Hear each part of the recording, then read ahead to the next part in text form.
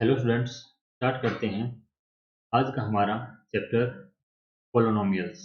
ये एनसीईआरटी की जो बुक है उसका सेकंड चैप्टर है, जिसमें आपको क्या बताया जाता है पोलिनोमियल्स के बारे में। तो चलिए स्टार्ट करते हैं। सबसे पहले तो हमारे को ये जानना जरूरी है कि पोलिनोमियल्स होता क्या है। पोली मीन्स कई, पोली मीन्स कई, नोमियल्स टर्म यानी कि बहुत सारी टर्म। लेकिन मैथमेटिक्स जो है उसकी लैंग्वेज में पोलिनोमियल की क्या डेफिनेशन है? An expression of more than two algebraic term, especially the sum of several terms that contain different power of the same variable। यानी कि एक कोई अलजेब्रिक एक्सप्रेशन, अभी हम आपको आगे बताऊंगा कि अलजेब्रिक एक्सप्रेशन क्या होता है। उसमें यानी कि क्या है कि सम ऑफ द सेवरल टर्म, यानी कि बहुत सारी ऐसी टर्म जिनको किसी भी मैथमेटिकली ऑपरेशन से, जरूरी नहीं कि वो सम है, वो माइनस भी हो सकता है, that contain different power of the same variable, जो क्या करेगा, डिफरेंट पावर को कंटेन करेगा और वेरिएबल सेम होगा। या फिर इसकी अगर एक और अगर डेफिनेशन की बात की जाए तो इसमें बताया है कि a polynomial is a type of algebraic expression in which the exponents of all variable should be a whole number. यानी कि एक्सपोनेंट किसको बोलता है भाई? पावर को बोल रहे हैं। यानी कि ये जो है ये है एक्सपोनेंट, और ये क्या होना चाहिए कि होल नंबर होना चाहिए। तो देखिएगा क्या है, पोलिनोमियल की डेफिनेशन के अकॉर्डिंग चलेंगे, यानी कि कोई भी एक अलजेब्रिक एक्सप्रेशन होता है। तो सबसे पहले आप लोगों को पता होना चाहिए कि अलजेब्रिक एक्सप्रेशन होता क्या है। तो उससे पहले हम बात करते हैं कांस्टेंट की। कांस्टेंट क्या होता है? कांस्टेंट होता है जिसकी वैल्यू, यानी कि जिसका मान कभी भी बदल ना सके, जैसे 2, 3, 4, 5, 6। ये सारी क्या है? कांस्टेंट टर्म है। यानी कि अगर कहीं में 6 लिखा हुआ है तो मैं उस 6 को चेंज नहीं कर सकता, वो हमेशा क्या रहेगा? 6 ही रहेगा। तो वो क्या होती हैं? कांस्टेंट टर्म्स होती हैं। उसके बाद वेरिएबल क्या होते हैं? वेरिएबल्स, वेरिएबल होते हैं जिनकी वैल्यू को हम चेंज करें, या वो किसी नंबर को रिप्रेजेंट करने के लिए होते हैं, जैसे x, y, z। और ये जरूरी नहीं कि x, y, z है, आप a to z किसी भी एक अल्फाबेट को, ये स्मॉल लेटर को, किसी भी एक अल्फाबेटिकली लेटर जो जिसमें स्मॉल लेटर आते हैं, उनको आप एक वेरिएबल के तौर पे ले सकते हैं, या उनको एक नंबर की रिप्रेजेंटेशन दे सकते हैं। और नंबर की रिप्रेजेंटेशन देने से क्या मतलब है कि इसमें फॉर एग्जांपल मान लीजिए a इज इक्वल टू, कई बार हम 9th तक पढ़ा है कि 2 आया है, तो ये a किसको रिप्रेजेंट कर रहा है? 2 को रिप्रेजेंट कर रहा है। b इज इक्वल टू 3, तो ये b किसको रिप्रेजेंट कर रहा है? ये 3 को रिप्रेजेंट कर रहा है। यानी कि ये किसी भी कांस्टेंट वैल्यू को रिप्रेजेंट करने के लिए जो सिंबल यूज होते हैं उनको क्या बोला जाता है? वेरिएबल बोला जाता है। और इनकी कोई वैल्यू फिक्स नहीं होती कि a की वैल्यू हमेशा 2 ही रहेगी, या a की वैल्यू हमेशा 4 ही रहेगी, या a की वैल्यू हमेशा, यानी कि क्या हो सकता है, हम अलग अलग जगह, कई बार ऐसा होता है कि a इज इक्वल टू 4 भी आता है, कभी ऐसा होता है कि a इज इक्वल टू 5 भी आता है, कभी ऐसा होता है x इज इक्वल टू 9 आता है, x इज, मतलब वो डिफरेंट वैल्यू कंटेन करेंगे। तो वो होते हैं अपने वेरिएबल। कांस्टेंट मींस जो वैल्यू को चेंज न करें, और या खुद की अपनी एक वैल्यू या मान होता है। और वेरिएबल वो होते हैं जो किसी भी नंबर को रिप्रेजेंट करने के लिए प्रयोग किए जाते हैं, या उनकी वैल्यू क्या होती है? टाइम टू टाइम चेंज होती रहती है। तो वो होते हैं कांस्टेंट, और ये होते हैं वेरिएबल। अब मान लीजिए मैं किसी एक कांस्टेंट वैल्यू को एक वेरिएबल के साथ जोड़ता हूं, 2 और x। तो अब ये जो है, और जिनके बीच में कोई साइन नहीं होता, उनके बीच में किसी का साइन मान के चल सकते हैं, हम मल्टीप्लाई का साइन मान के चलते हैं। देखिएगा मैंने 2 लिखा और इसको मैंने मल्टीप्लाई किया x से, तो मेरा जो रिप्रेजेंटेशन आया वो क्या आया? 2x आया। तो ये मेरा क्या बन गया? एक अलजेब्रिक एक्सप्रेशन बना। अब इसमें अलजेब्रिक एक्सप्रेशन में क्या देखने की वाली बात है, इसमें कई बार ये पूछा जाता है, चलो अलजेब्रिक एक्सप्रेशन तो आपको समझ में आ गया, यानी कि कोई भी एक वेरिएबल और एक कांस्टेंट को जब साथ लेते हैं तो वो क्या बनता है? एक अपना अलजेब्रिक एक्सप्रेशन बनता है। तो कई बार क्या होता है कि ये पूछा जाता है कि इसके कोफिशिएंट, ठीक है ना, कोफिशिएंट्स के बारे में पूछता है। तो कोफिशिएंट्स क्या होते हैं? जो वेरिएबल के साथ जो मल्टीप्लाई होते हैं। यानी कि अगर हम हिंदी में अगर इसकी बात करें तो हिंदी में कोफिशिएंट का मतलब होता है गुणांक, यानी कि गुणा का अंक जिसके साथ उसकी मल्टीप्लाई यानी कि गुणा हुई है वो क्या हो जाएगा, उसका कोफिशिएंट हो जाएगा। ठीक है, तो देखिएगा कोफिशिएंट इसमें अभी 2x है, तो 2x में जो कोफिशिएंट है 2x, तो अगर मैं आपसे पूछूं कि जो x है x का कोफिशिएंट क्या है, तो x का कोफिशिएंट यहाँ पर क्या हो जाएगा, 2 हो जाएगा। चलिए कोई और एग्जांपल लेते हैं, जैसे 5x। अब इसमें x का कोफिशिएंट क्या है, 5 है, तो ये यानी कि क्या है, एक अलजेब्रिक एक्सप्रेशन है जिसमें आप एक कांस्टेंट और एक वेरिएबल को जोड़कर उसको अलजेब्रिक एक्सप्रेशन देते हो। ठीक है, तो 9 तक हमने ये पढ़ चुके हैं और फिर भी हमने आपको एक बार रिकॉल करवा दिया कि कांस्टेंट वैल्यू ये है और वेरिएबल ये है, और इन दोनों को जब जोड़ते हैं तो क्या बनता है, कि कोफिशिएंट बनता है। उसके अलावा इसमें क्या पूछा जाता है कि इसमें पावर पूछी जाती है कि कोई भी आपको एक अलजेब्रिक एक्सप्रेशन दिया जाएगा। अलजेब्रिक एक्सप्रेशन आप समझ गए होंगे कि वेरिएबल और कांस्टेंट वैल्यू को साथ दिया जाएगा और उसमें आपसे पूछा जाएगा कि इसका कोफिशिएंट क्या है। जैसे यहाँ पर लिख दिया गया 5x प्लस 5y। अगर ऐसा कुछ लिखते हैं और मैं इसमें पूछा कि y का कोफिशिएंट क्या है, तो y का कोफिशिएंट क्या है, 5 है।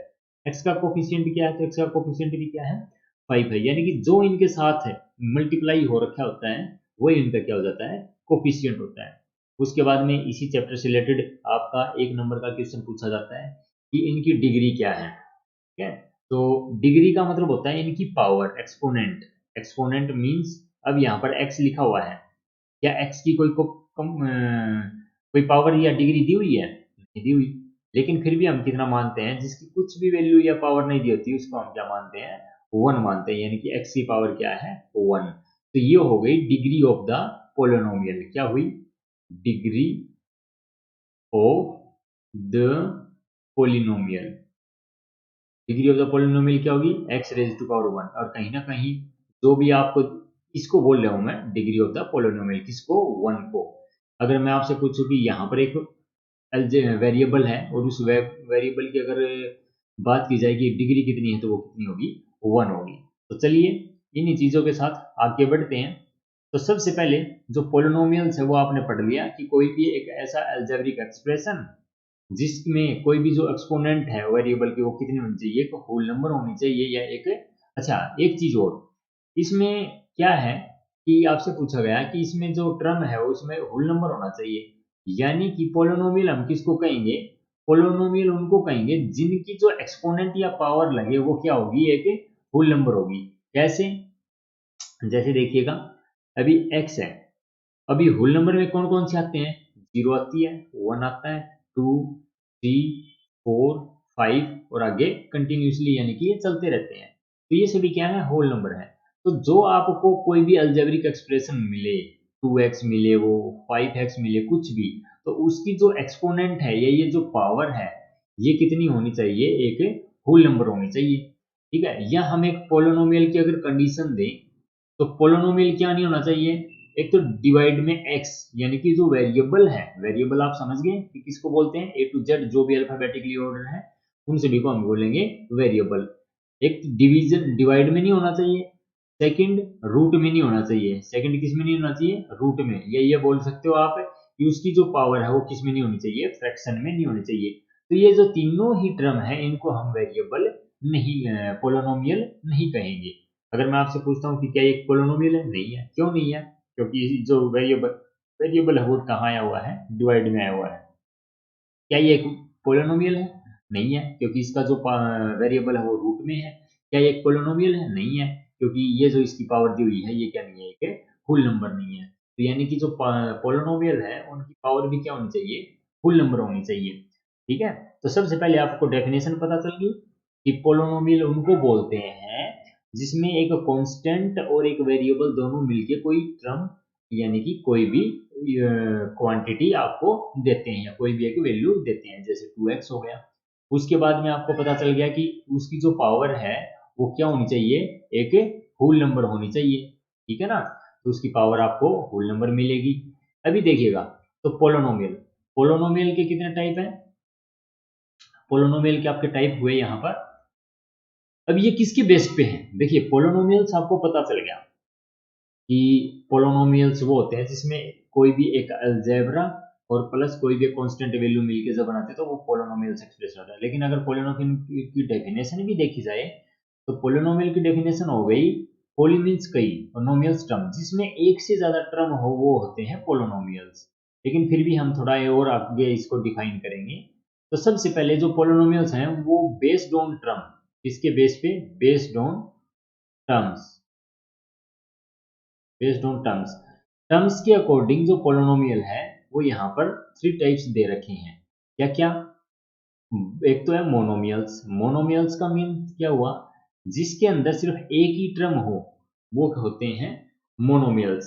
एग्जाम्पल अगर हम इसका कोई लेते हैं तो जैसे 2x, 5x, 3x, और ये जरूरी नहीं x ही हो, 5y, ठीक है ना, 10z, तो ये सभी क्या है, सभी के अंदर एक एक टर्म है, इसमें एक टर्म, इसमें एक टर्म, इसमें एक टर्म, तो इन सभी को हम क्या बोलेंगे, मोनोमियल्स बोलेंगे। मोनो मतलब एक और मियल्स टर्म, यानी कि मोनोमियल्स एक ही टर्म, जिसके अंदर एक ही टर्म हो वो मोनोमियल्स।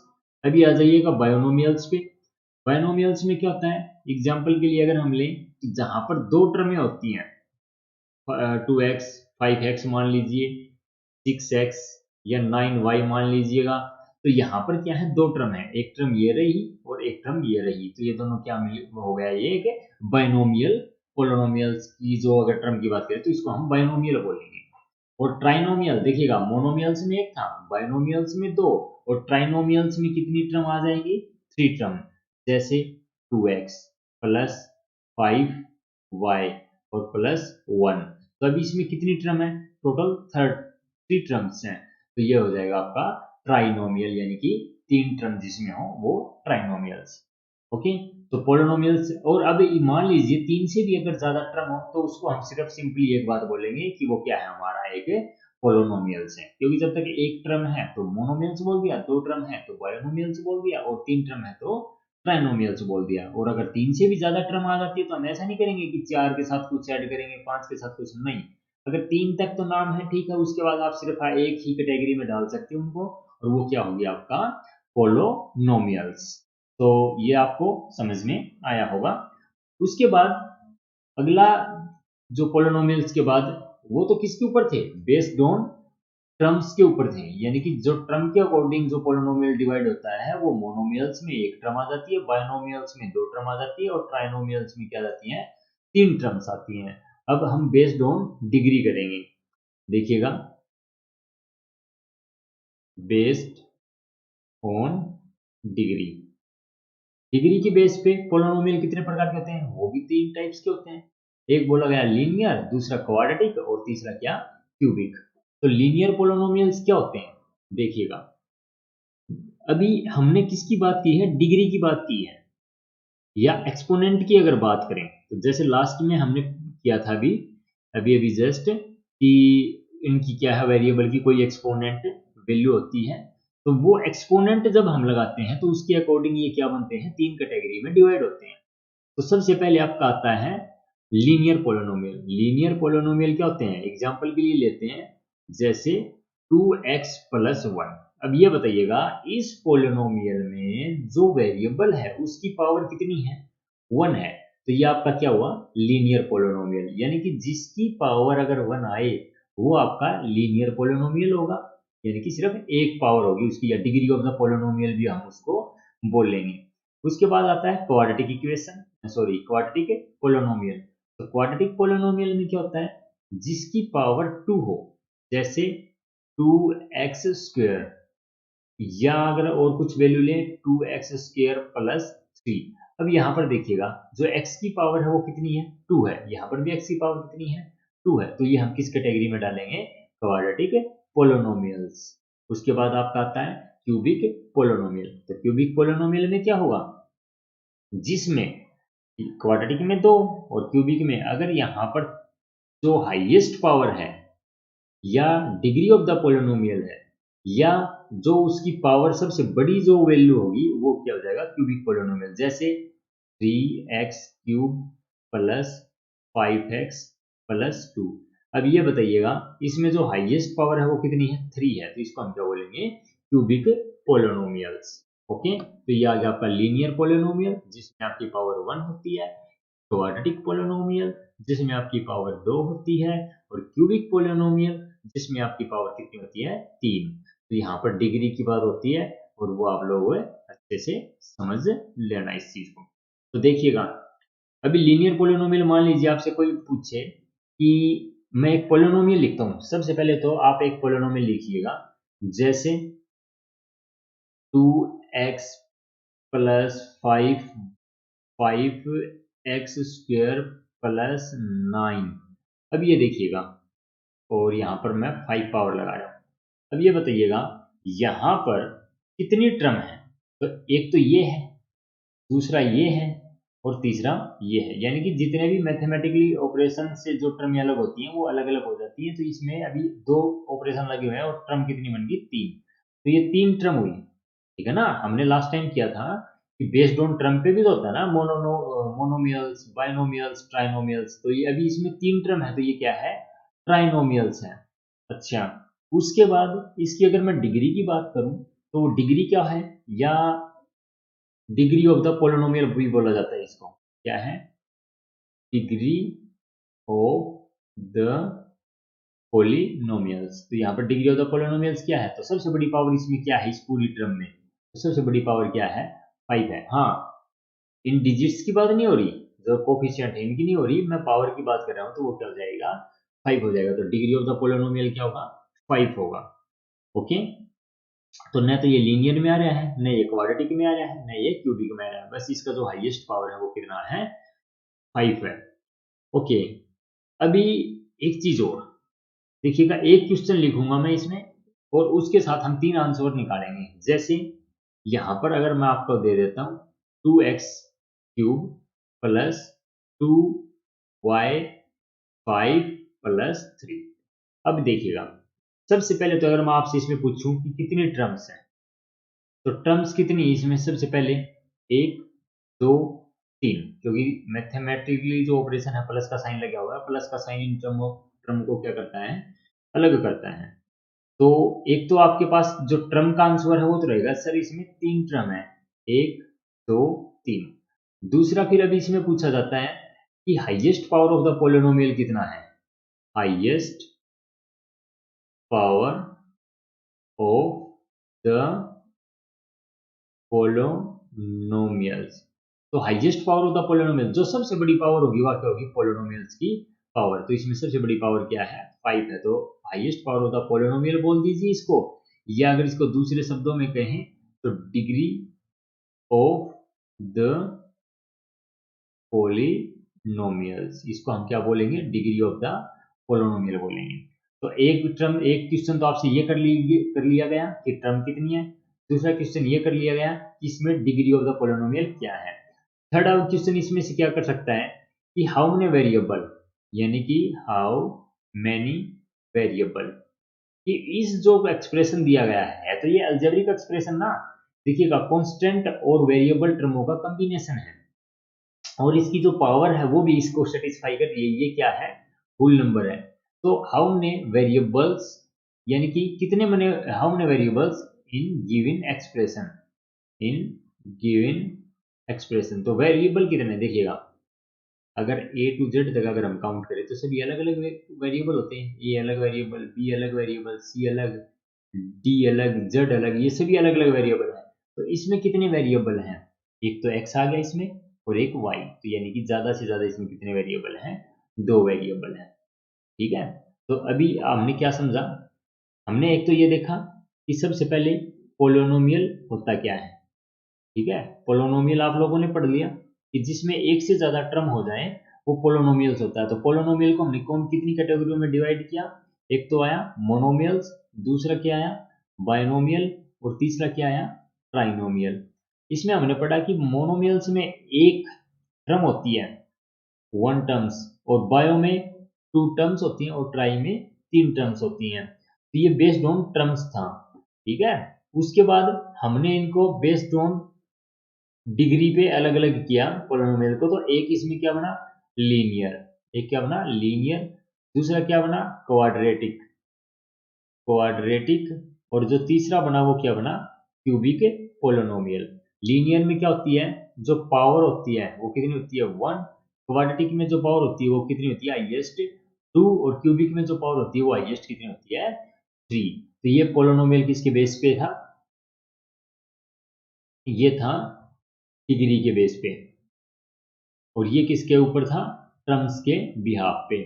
तो अब हमने क्या देखना है कि लीनियर, क्वाड्रेटिक और जो क्यूबिक होते हैं, तो अभी आपसे अगर क्वेश्चन किया जाए तो आप बताइएगा कि क्या ये एक लीनियर पोलिनोमियल है, तो ये आपका आंसर होगा यस, लीनियर पोलिनोमियल। क्यों लीनियर पोलिनोमियल, क्योंकि इसमें एक ही टर्म है। दूसरा 2x प्लस वाई, क्या ये एक लीनियर पोलिनोमियल है, नहीं है, या है, क्योंकि इसमें भी जो इनका पावर है हाईएस्ट वो कितना है 1 है, तो ये भी किसमें आ गया लीनियर पोलिनोमियल में। 2x², इसका पावर कितना है 2, तो इसका मतलब ये कौन सी कैटेगरी में जाएगा, क्वाड्रेटिक वाले में। और 2x की पावर 3, तो ये आपका आ गया क्यूबिक, और क्यूबिक में आपका ये जो है पोलिनोमियल हो गया। अगर यहाँ से आपसे पूछे कि x³ का कोफिशिएंट और बताइए क्या होगा, तो x³ का कोफिशिएंट क्या होगा 2 होगा, x² का कोफिशिएंट भी क्या होगा 2 होगा। यहाँ पर y है, देखिए y² है, y² का कोफिशिएंट क्या है, तो जिसके साथ कोई भी मल्टीप्लाई नहीं हो रहा होता उसको हम क्या लिखेंगे 1 लिखेंगे। तो ये आपके क्या हो गए पोलिनोमियल से संबंधित है आपकी जानकारी, ठीक है ना। तो पोलिनोमियल आपने पढ़ लिया। पोलिनोमियल कितने प्रकार का होता है सर, 3 प्रकार का होता है। अगर हम टर्म्स की बात करें, मोनोमियल्स, बायनोमियल, ट्राइनोमियल, ओके। अगर हम इसमें बात करें डिग्री के बेस पे, तो सर 3 प्रकार का फिर होता है, वो अलग होता है लीनियर जिसमें पावर 1, क्वाड्रेटिक जिसमें पावर 2, और क्यूबिक जिसमें पावर 3। ओके, अब हम देखिएगा इसमें क्या करेंगे। इतना तो आप लोगों ने पढ़ लिया कि पोलिनोमियल क्या होता है, एक से ज्यादा जिसके अंदर टर्म होती है वो पोलिनोमियल होता है, जिसमें 3 टर्में हो जाती हैं वो ट्राइनोमियल हो जाता है, जिसमें 2 टर्म होती हैं वो बाइनोमियल हो जाता है। तो अब हम क्या सीखेंगे इसमें जीरोज। तो अभी जीरोज किसके कौन होते हैं, जीरोज उसको बोलते हैं जो x का सॉल्यूशन होता है, x की जो वैल्यू होती है उसको जीरोज ऑफ द पोलिनोमियल भी हम कह सकते हैं। या ये मान के चलिएगा कि मान लीजिए यहाँ पर कोई मेरा पास पोलिनोमियल पड़ा है जिसको मैं लिख रहा हूँ 2x प्लस 3। अब मेरे को नहीं पता इसका क्या है, बट चलो इसको थोड़ा चेंज कर लेते हैं, 2x माइनस 3 कर दीजिएगा, 2x माइनस 3, ये हुआ 2x माइनस 3। अब इसका अगर मैं इसमें कोई x की जगह वैल्यू पुटअप करता हूँ, मान लीजिए मैंने 1 पुट कर दिया यहाँ पर, तो ये क्या हुआ 3, और ये हो गया 2 × 2 माइनस 3। अब देखिएगा इसका आंसर कितना आ रहा है -1, यानी कि अगर इसका आंसर 0 आ जाता तो हम क्या बोलते कि ये जो 1 हमने पुट किया है वो इसका क्या है जीरोज है। जीरोज बोल दीजिए, सॉल्यूशन बोल दीजिएगा, या जो भी है, बाकी इसमें हम जीरो ही बोलेंगे। तो इसमें क्या लिखा जाएगा, जो इसका सॉल्यूशन है, अगर ये रखने से इसका आंसर 0 आ जाता तो हम क्या लिखते कि ये इसका जीरोज है। क्लियर। और देखिएगा जीरोज से संबंधित, जैसे यहाँ पर है 3x माइनस 3। अब अगर मैं अगर इसमें, और इसको रिप्रेजेंट कैसे करेंगे, पोलिनोमियल्स ऑफ x, किसका पोलिनोमियल है ये, x का पोलिनोमियल है। अगर इसमें y होता तो पी वाई लिख देते, पी वाई भी लिख देते, अगर y x की जगह y होता तो पी जेड भी लिख सकते थे, यानी कि polynomial of z, polynomial of a भी लिख सकते थे। वो डिपेंड करता है कि यहाँ पर दिया हुआ क्या है।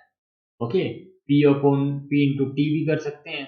तो अब देखिएगा इसमें मैंने बोला कि क्या ये 1 इसका जीरोज है, देखिए करके 3 इंटू 1 माइनस 3, तो 3 1 जा 3 माइनस 3, तो आंसर कितना आया 0। Yes, 1 is 0 of the given polynomial.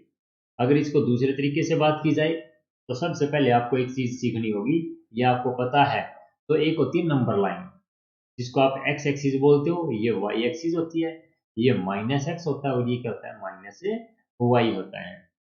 अभी जीरोज किसको बोलते हैं, जो अगर हम ग्राफ में अगर बात करें और जो x एक्सिस पर जितनी बार काटता है, 1 बार 2 और 3 और 4, वही इसके क्या बोले जाएंगे जीरोज ऑफ द पोलिनोमियल बोले जाएंगे, x एक्सिस पे जो जितनी बार काटेगा, ठीक है ना। तो आपने अभी तक क्या सीखा? एक तो ये पता लगा लिया कि पोलिनोमियल क्या होता है, दूसरा ये पता लगा लिया कि पोलिनोमियल कितने प्रकार के होते हैं, वो साइड के अकॉर्डिंग भी हो सकते हैं, वो उनकी पावर के अकॉर्डिंग भी हो सकते हैं। फिर आपने कोफिशिएंट पढ़ लिया कि कोफिशिएंट किसको बोलते हैं। अगर मैंने यहाँ पर 5x की पावर 5 प्लस 6x की पावर 3 अगर मैं आपसे पूछता हूँ कि 3 का जो सॉरी x की पावर 3 का कोफिशिएंट क्या है, तो वो 6 है। x की पावर 5 का कोफिशिएंट क्या है, 5 है। तो ये आपके कोफिशिएंट से रिलेटेड हो गया। उसके बाद फिर आपने जीरो के बारे में सीखा। तो जीरोज किसको बोलते हैं कि जो, अगर हम ग्राफ की बात करें तो उसमें जो लाइन या एंगल होता है वो अगर x एक्सिस को जितनी बार काटेगा, वो एक बार काटेगा तो उसके 1 जीरोज होंगे, दो बार काटेगा तो 2 होंगे, तीन बार काटेगा तो 3 जीरोज होंगे। तो चलिए उनके बिहाफ पे हम कुछ क्वेश्चन करते हैं। देखिएगा यहाँ पर 6 ग्राफ दिए हुए हैं आपको, 1 2 3 4 5 6।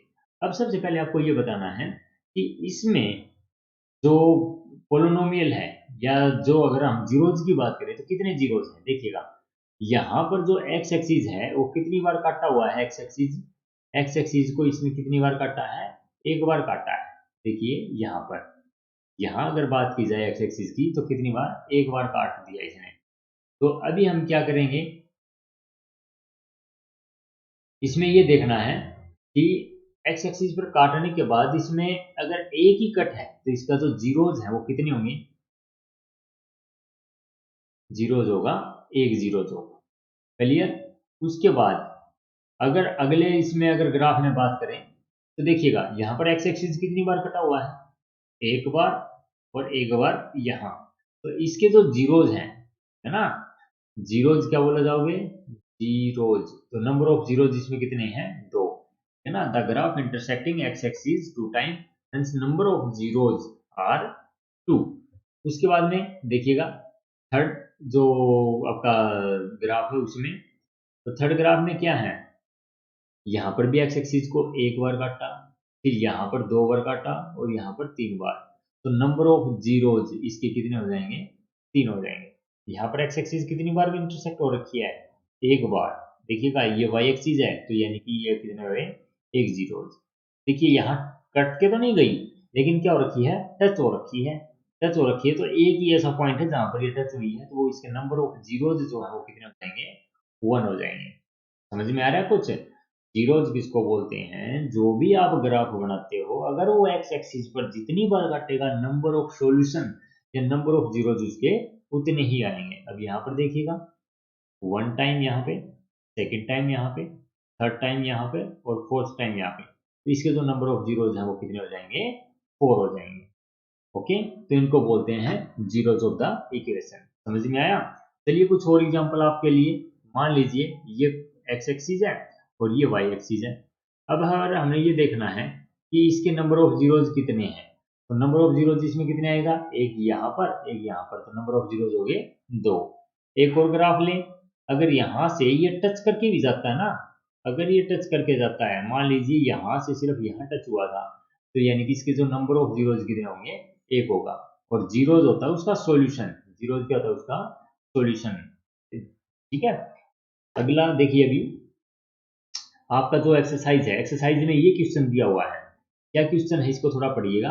The graph of y is equal to p x. जैसे यहाँ पर ये ग्राफ ऑफ दिए हुए थे, यही ग्राफ क्या बोल रहा है, दिए हुए हैं, कोई भी एक फिगर है नीचे, ठीक है, यहाँ पर एक फिगर है, उस फिगर में below for some polynomials px find the number of zeros of px in each case। अब देखिएगा इसमें हमने क्या बताना है, नंबर ऑफ जीरोज। तो नंबर ऑफ जीरोज के लिए क्या कंडीशन थी कि जो ग्राफ एक्स एक्सिस पर जितनी बार काटता है उसके नंबर ऑफ जीरोज उतने ही होते हैं। तो इसके नंबर ऑफ जीरोज कितने हैं बताइएगा, एक।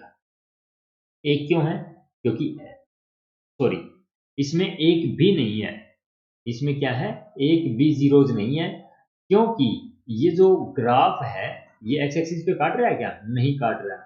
अगर नहीं काट रहा तो इसके नंबर ऑफ जीरोज कितने होंगे, zero. Zeros is equal to zero. क्यों भाई, क्योंकि एक्स एक्सिस के तो ये पास से भी नहीं जा रखा है, सिर्फ पैरेलल चल रहा है। तो जिसके जो नंबर ऑफ जीरोज यानी कि इसका कोई भी सॉल्यूशन नहीं होगा, अकेला क्या होगा, जीरो होगा। उसके बाद यहाँ पर एक्स एक्सिस कितनी बार कटा है, एक बार। तो जो नंबर ऑफ जीरोज है वो कितने हैं, 1 है। यहाँ पर नंबर ऑफ जीरोज कितने हैं?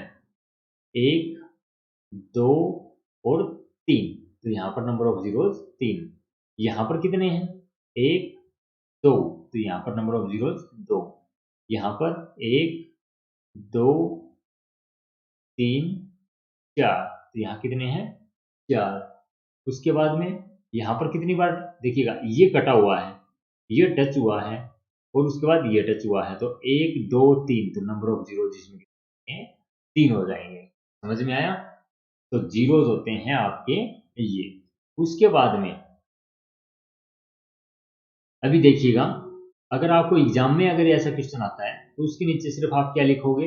मान लीजिए इसमें नंबर ऑफ जीरोज 2 थे, सेकंड ग्राफ में नंबर ऑफ जीरोज 1 था, तो आप क्या लिखोगे? The number of zeros is 1। The number of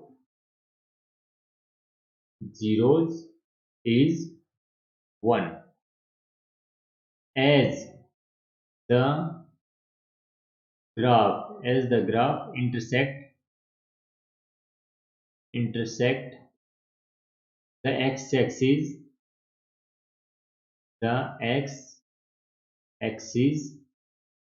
at 1 points. क्या लिखोगे?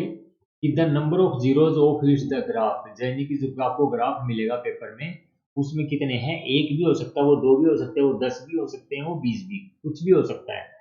तो जो एक्स एक्सिस पर जितनी बार काटेगा तो वो उसका क्या हो जाएगा? जीरोज हो जाएगा। ठीक है ना? तो ये आपके जीरो से संबंधित केस। तो क्या क्या पढ़ा आपने? देखिएगा, मैं आपको एक इक्वेशन लिखता हूँ, 2x² प्लस 5x प्लस 9। अब ये बताइएगा कि इसमें टर्म कितनी है? तो 1, 2, 3। नंबर ऑफ टर्म कितनी है? 3 है। उसके बाद highest power of the polynomial बोल लो या डिग्री ऑफ द पोलिनोमियल। तो देखिएगा यहाँ पर कोई पावर नहीं है, यहाँ पर कोई पावर नहीं है, यहाँ पर कितनी है पावर? 2 है। तो हाईएस्ट पावर होगी आपकी 2, डिग्री ऑफ द पोलिनोमियल। उसके बाद में अगर आपसे पूछा जाए कि कोफिशिएंट कितने हैं, तो कोफिशिएंट कितने हैं आपके पास? इसमें एक ही कोफिशिएंट है। ये नहीं कि x यहाँ भी आया हुआ है, x यहाँ भी आया, तो आप इसको 2 काउंट करोगे, नो। अगर इसमें सिर्फ पूरी ही टर्म में अगर एक x है तो वो एक ही वेरिएबल माना जाएगा। अगर y इसके साथ ऐड कर दिया जाए तो फिर इसमें 2 वेरिएबल माने जाएंगे। ठीक है? तो ये था आपका पहला चैप्टर, किससे रिलेटेड? आपका नंबर्स, जीरोज और एक्स एक्सिस से संबंधित इंटरसेक्टिंग लाइन जो होती है वो जीरोज बनाती है। उसके बाद में आपने कोफिशिएंट से रिलेटेड पढ़ा। उसके बाद में आपने पोलिनोमियल्स की डेफिनेशन पढ़ी, मोनोमियल्स क्या होते हैं, बाइनोमियल्स क्या होते हैं, ट्राइनोमियल्स क्या होते हैं। ठीक है? तो आशा है कि आप लोगों को जो अभी क्वेश्चन कराए गए ये समझ में आए होंगे। और फिर भी अगर किसी का कोई डाउट है तो आप कमेंट करके डाउट पूछ सकते हैं। आपको पर्सनली जो आप डाउट पूछोगे वो आपको solution on the same day अगली वीडियो में आपको बता दिया जाएगा। नमस्कार, तब तक के लिए थैंक यू।